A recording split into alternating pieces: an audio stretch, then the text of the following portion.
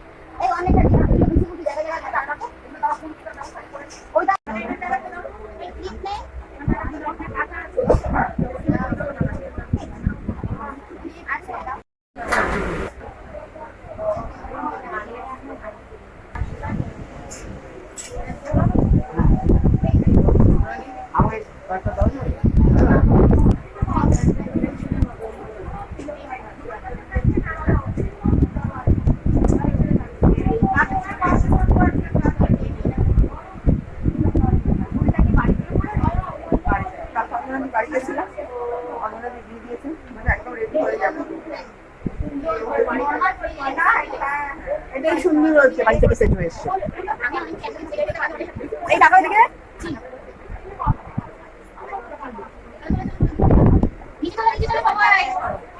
এই পূজা দিয়ে দেখাও।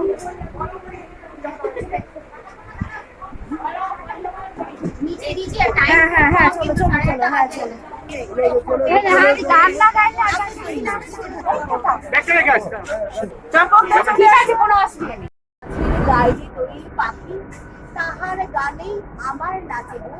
তাহার দুটি পালন করা ভেড়া চড়ে বেড়ায় মোদের বটমূলে। যদি ভাঙে আমার ক্ষেতের বেড়া কুলের পরে নি তাহাতে তুলে। আমাদের এই মরি নাম অঞ্জনা। আমার নাম তো জানে গায়ের পাঁচজনে। আমাদের সেই তাহার নাম কি রঞ্জনা। গান ছাড়া ওইয়া মাটির ঘর আমার মন ভোলায় রে।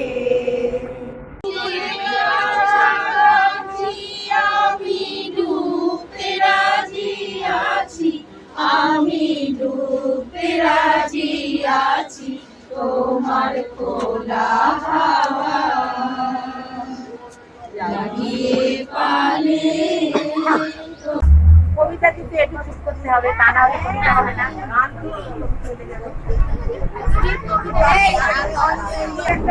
মানে কবিতা অপরাজিতা জানো মা, আমি না কবিতা লিখেছি, তোমরা পড়বে কি তা? মার কাছে গিয়ে খাতা মেলে ধরে ছোট্ট অপরাজিতা রাগে চোখ মেলে মা তাকে বলে, মাতা কি খারাপ হলো? ছাই পাশ সব লিখে বরং অঙ্কের খাতা আর করে গুটি পায়ে পায়ে সে বাবার কাছে কবিতা লিখেছি। ও বাবা, তোমার দেখার সময় আছে?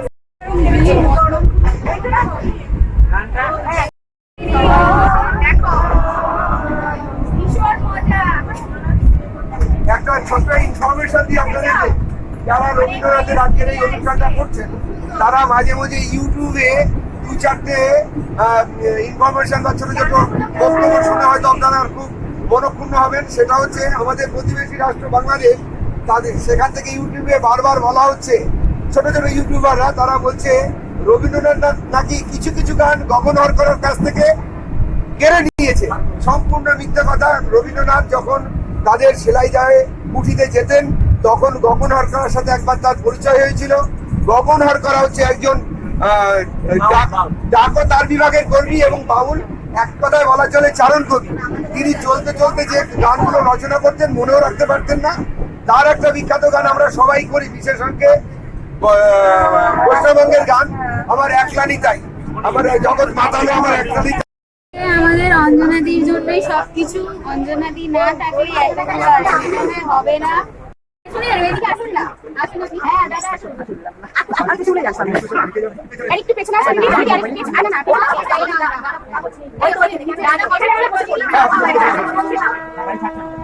আমাদের আমাদের গাড়ি ছাড়ছে, আমরা আমাদের যেটা উদ্দেশ্য সেটা হচ্ছে চলন্ত গাড়িতে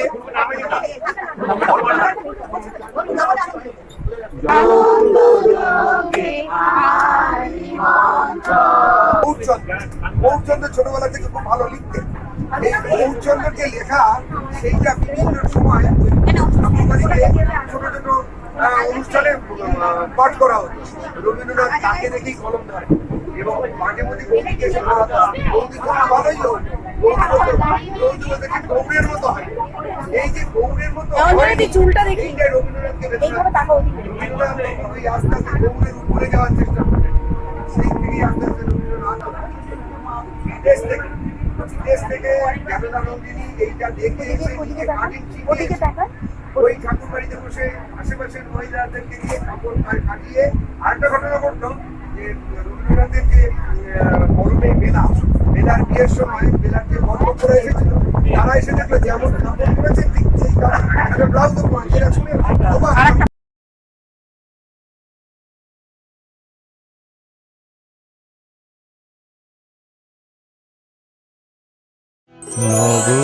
আনন্দে জাগো